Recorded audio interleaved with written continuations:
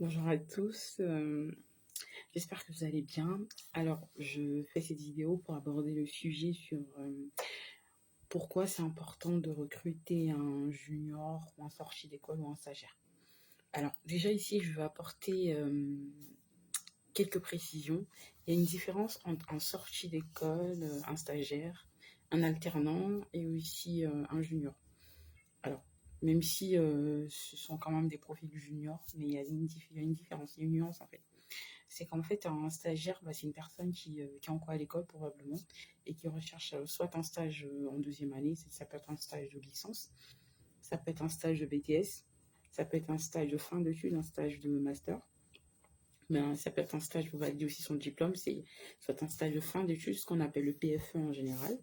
Un alternant, c'est une personne qui alterne études et travail en même temps. Donc ça peut être 2 semaines à l'école et aussi une semaine en entreprise, mais c'est un modèle qu'on n'a pas beaucoup chez nous en Afrique. C'est plus en France ou en Europe qu'on va trouver ce modèle d'alternance-là. Et les alternants ne sont pas régis par un contrat de stage, mais c'est soit un CDI ou un CDD. Donc la réglementation est un peu différente. Donc un sorti d'école, c'est une personne qui a déjà eu son diplôme et qui a peut-être eu des expériences de stage avant et qui recherche une première expérience en CDI. Donc c'est un sorti d'école. Un junior, c'est une personne qui a moins de 3 ans d'expérience, c'est-à-dire entre 1 an et 2 ans. Vous êtes considéré comme junior. Vous n'êtes pas senior, vous n'êtes pas médior, mais vous êtes junior toujours, entre 1 année et 2 ans d'expérience en CDI. Et je précise qu'une personne qui a même 3 ans en stage est toujours junior. Une personne qui a que de l'alternance aussi est toujours aussi, c'est un profil junior. Une personne, c'est un sorti d'école, en fait, c'est une personne qui sort d'école. Donc, elle n'a pas foncièrement d'expérience.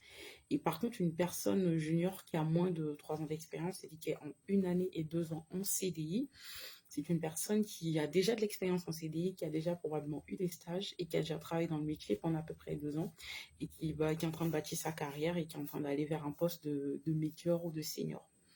Voilà, donc je voulais faire un peu ces petites différences-là pour situer un peu le contexte. Alors moi, aujourd'hui, je vais m'intéresser aux sorties d'école, c'est-à-dire des personnes qui ont déjà eu leur diplôme et qui recherchent une première expérience sur le marché de l'emploi. Et aussi, je m'adresse aussi aux stagiaires et aussi aux alternants, pas beaucoup, mais parce que c'est pas un modèle qu'on retrouve beaucoup chez nous en Côte d'Ivoire. Et aussi, je sais que la majorité des personnes qui me suivent sont en Côte d'Ivoire. Mais je vais quand même parler aussi un peu de l'alternance. Voilà. Alors, pourquoi c'est important pour une entreprise de recruter ce type de profil-là? Alors déjà, il faut savoir qu'on a tous été juniors. Donc, on a tous eu un début de parcours. On n'a pas commencé expert, plus ou supérieur. On n'a pas tous commencé manager. On a commencé quelque part. Donc, c'est parce qu'on nous a donné notre chance qu'aujourd'hui, on peut se permettre de dire qu'on est senior sur un poste bien défini.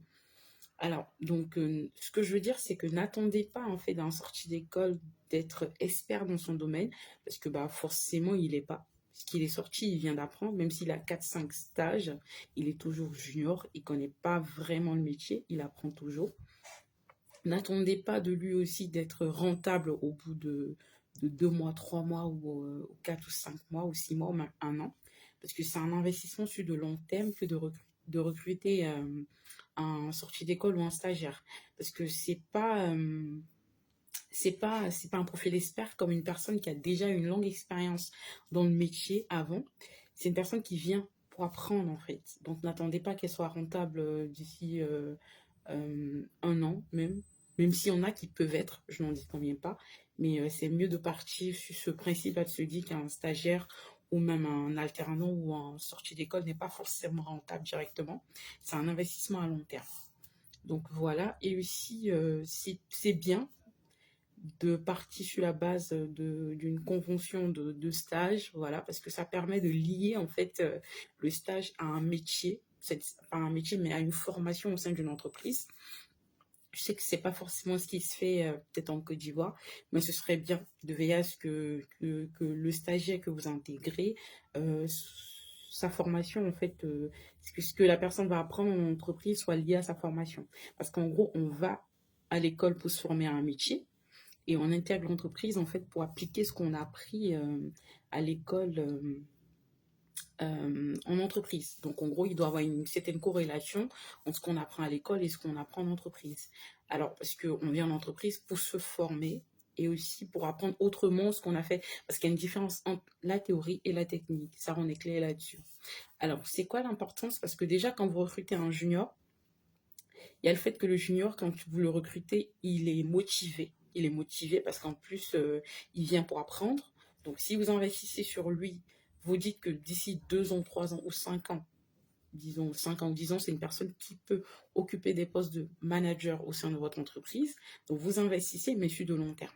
Donc, c'est important parce que vous formez une personne à vos métiers, vous formez une personne aussi à vos valeurs, pas vous former une personne qui va connaître vos valeurs, qui va comprendre vos métiers, qui va mieux vous connaître. Et aussi, vu qu'on sait que les juniors, les sorties d'école, généralement, sont motivés à apprendre. Donc, c'est des personnes facilement flexible, qu'on peut adapter facilement à un métier et qu'on peut on peut se projeter facilement avec ces personnes-là.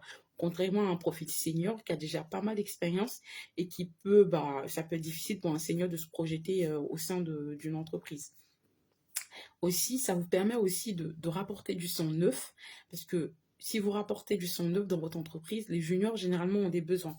Et aujourd'hui, on sait avec la génération XY, la génération hyper connectée, il y a des besoins, les méthodes de travail ont changé, il y a plein de choses qui ont changé. Donc, ces juniors aujourd'hui ont des besoins et les intégrer dans votre entreprise, ça vous permet de vous projeter par rapport à la société, d'améliorer vos conditions de travail, de savoir aujourd'hui ce qui est demandé sur le marché et aussi de pouvoir vous mettre à jour. Si vous recrutez que des seniors, des personnes qui ont 10 ans, 15 ans, 20 ans d'expérience, dont les manières de travailler ne sont pas adéquates, ne sont pas adaptées au marché et aux besoins actuels, vous voyez que vous êtes un peu en déphasage et en décalage avec ce qui se passe actuellement sur le marché. Donc l'avantage avec les juniors, c'est que vous ramenez du sang neuf et de nouvelles manières de travailler et de nouvelles manières de penser aussi. Alors, dernier point que je vais rajouter, c'est que recruter un junior, c'est aussi c'est de l'engagement sociétal parce que c'est des sujets sociétaux. En fait, l'engagement jeune, ça fait partie de la responsabilité. C'était une responsabilité sociétale, si on peut le dire, parce que ça montre que vous êtes engagé auprès des jeunes et que voilà, vous aidez en fait les jeunes à pouvoir s'insérer dans le monde professionnel. Et c'est très intéressant, c'est très important pour votre marque employeur et aussi ça vous permet aussi de vous faire connaître auprès des écoles et de voir aussi les formations qui peuvent correspondre aux besoins que vous recrutez. Si vous recrutez régulièrement des stagiaires, en fonction de ce que ces stagiaires vont vous apporter comme compétences, ça va vous permettre en fait d'ajuster, en fait, de voir ce qui vous correspond sur le marché en termes d'école. Et c'est là-bas, c'est dans ces écoles-là que vous allez aller recruter les profils qui vont vous intéresser en tant qu'entreprise. Donc, n'ayez pas peur de recruter des juniors. Je sais que ça peut faire, ça fait peur, mais dites-vous que c'est un investissement à long terme. Et en plus, vous donnez la chance à quelqu'un d'intégrer votre entreprise qui demain sera votre ambassadeur, qui va parler de votre entreprise et aussi qui demain sera manager au sein de votre entreprise et aussi qui va vous apporter quelque chose de nouveau en temps neuf. Donc, je vous remercie d'avoir suivi la vidéo. Je suis désolée si elle a été un peu longue, mais bon, c'est une problématique intéressante. Je n'ai pas pu tout traiter, mais si vous avez des questions, mon inbox est toujours ouvert.